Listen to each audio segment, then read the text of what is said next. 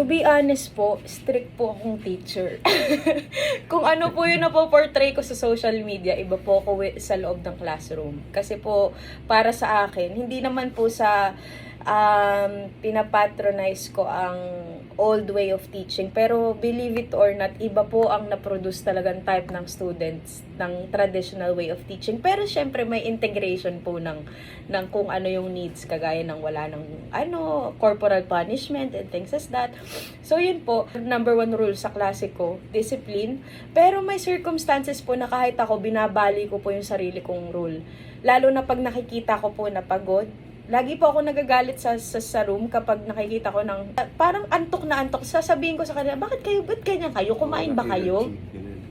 Tapos may aamin, ma'am, hindi po nakakain kasi ganyan. Tapos instead na magklase po ako sa time na yun, ang requirement nila, kumain kayo. O kaya, bumili kayo ng pagkain sa kantin, kakain.